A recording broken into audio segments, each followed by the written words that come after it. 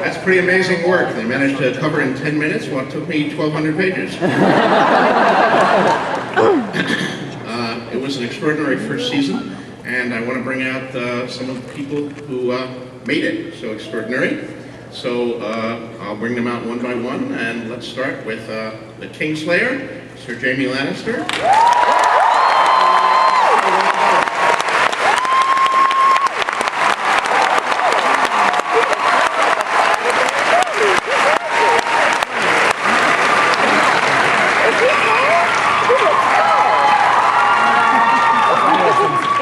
Next we have Jon Snow.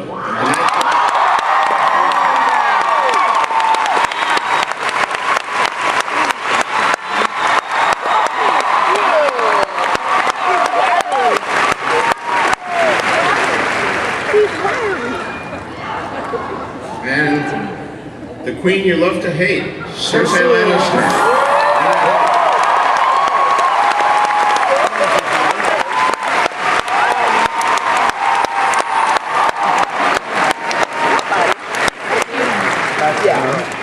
She looks so different. And the imp.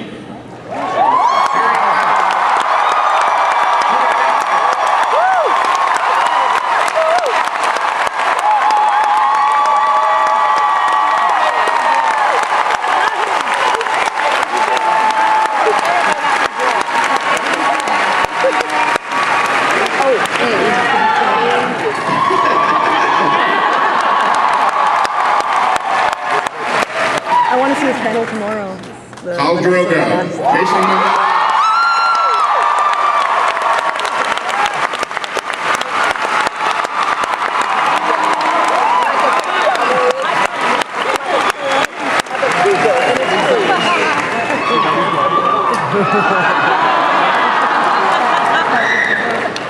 Queen Daenerys Stormborn.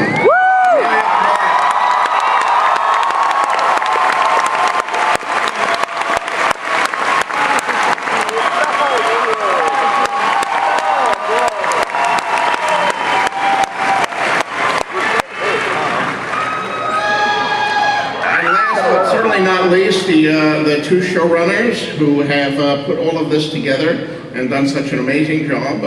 Big Head and Little Head, I'm not sure which is which here, but David Benioff and D.B. Weiss.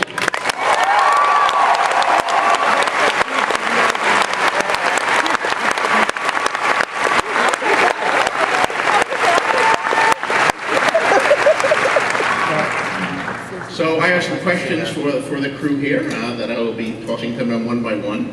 And then at a certain point we will open it up for questions from the floor. So think of some good questions, but not for a while yet. So the last one comes first, so let's start with David and Dan here about how this all started. What was your first introduction to the books? How did you get involved in this madness? Well, it all started in your twisted brain. Well, yes. And about 6 years ago, your agent Vince Gerardis sent us the books. Close up your mouth. Hello. The books were sent about 6 years ago. I'm ashamed to admit I hadn't heard of them back in 2006, and the first 4 showed up on the doorstep, and they were about 5,000 pages, and I just thought, wow, I don't know how I'm going to get into these, but I remember the scene that I did get into it, and it's basically what you just saw up there when Bran gets pushed out the window, and from that moment on I was completely hooked. Had the same experience that so many millions of readers have had, where it's like crack on paper, and you can't stop. And at the time, people said, people were talking about doing it as a movie, and various people from movie studios would call and say, I've figured it out, I've cracked it, I know how to make this into a 2.5-hour movie. 2.5-hour PG-13 movie. Like a 15-minute PG-13 movie. So we couldn't understand that, and I remember very distinctly calling you, George, and saying the only way we could see doing this is as an HBO series, thinking you wouldn't go for it, and we got really lucky, and you went for it.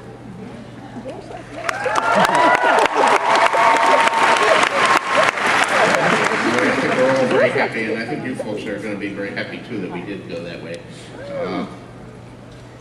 Amelia, a question for you. Your story is quite the Cinderella story. Like you came to this project right out of drama school. Yeah. Would you? I mean, if you could go back in one of these many DeLorean time machines you see around the thing and talk to yourself 3 years ago, what advice would you give about what lies ahead of you? Oh my goodness, do exactly the same thing as I was going to do anyway. Yeah, I don't know what advice I'd give myself. Take a deep breath and read George R. R. Martin's books. Yeah, it's been incredible. It's been an absolute Does drama school really prepare you for something like this? No, there were no dragons at drama school, so yeah. Yeah, no, I don't know. I think it was the thing that prepared me for this was Danny, like falling in love with her and just, yeah, the book, your amazing words and the amazing character that she is. That's kind of been everything that Has the show changed your life, or yes. Are you being recognized and something? No, see the hair. I kind of expected everyone to get out and be like, who is this girl? What? Yeah, no. Although, actually one person, and I got, she gave me free frozen yogurt, so I was so happy.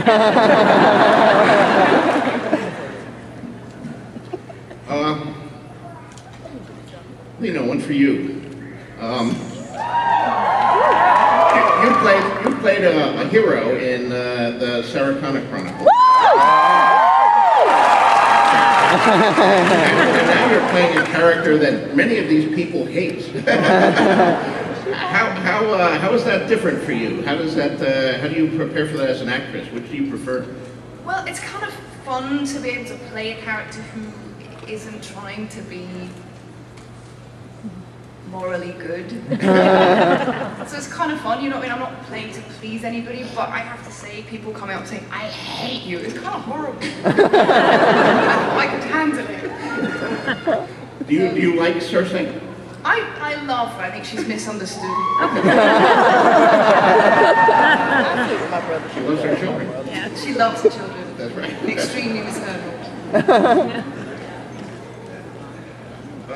Nikolai. And this is your first Comic-Con, you just told me. Now, you starred in New Amsterdam, and you starred in Virtuality. Yeah. And now in this. Are you a secret science fiction fantasy geek? It's not a secret, no. I'm a fan. Yeah. No? I have to say thank you for coming. It's a ridiculous experience. I can't feel my feet. Probably because you're walking in there. I know as an actor, over the years you've probably gotten many good reviews and many bad reviews, as usually comes, but did anything in your past prepare you for the intense internet discussion of your nose? I have a story. Years ago, I was in Iceland and I shot a movie. And at the wrap party, the gaffer, the guy who controls the lighting, he came up to me really drunk and said, "Hey, I gotta tell you, when I saw that nose, I thought, shit, I'm in trouble."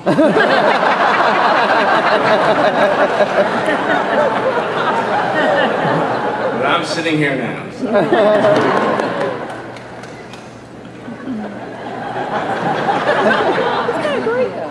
What do you say?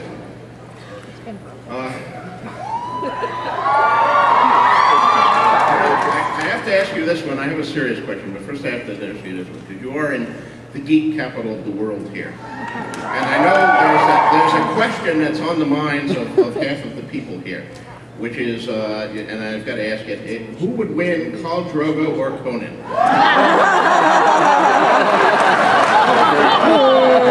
Well, George, between you and me, Drogo would kick Conan.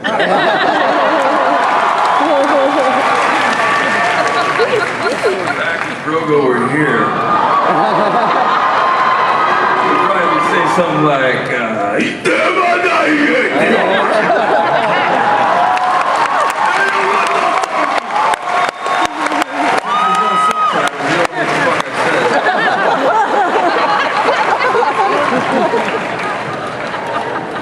On a more serious note, we saw in the clip the incredible scene where you ripped out the throat